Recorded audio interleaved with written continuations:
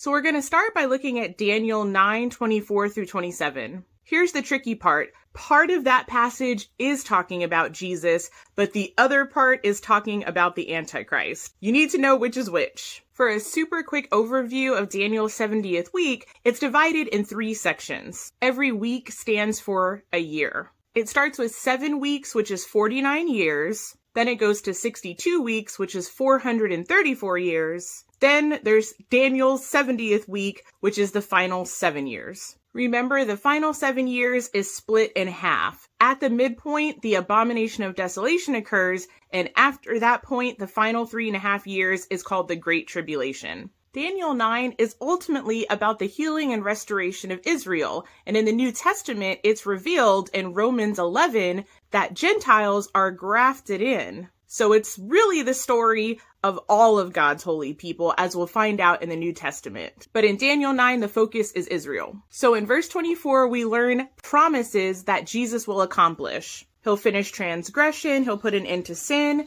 he'll atone for wickedness, he'll bring in everlasting righteousness, seal up vision and prophecy, and anoint the most holy. So these are all good things that are done by God. And we're still talking about Jesus at this point. In verse 25, we're still talking about God, not talking about the Antichrist yet. It says, know and understand this, from the issuing of the decree to restore and rebuild Jerusalem unto the Anointed One, the ruler comes, there will be 7 sevens and 62 sevens. It will be rebuilt with streets and a trench, but in times of trouble. Now, verse 26 is where it's really confusing for a lot of people, because the Antichrist gets introduced in the second part of the verse. So Daniel 9:26 says, after the 62 sevens, the Anointed One will be cut off and will have nothing. So that's talking about the crucifixion of Jesus. For people that don't know any better, it looks like he lost everything and accomplished nothing. But as God's people, we know better than that. Now here's where the Antichrist comes in, literally after that verse in 9:26. It says, the people of the ruler who will come will destroy the city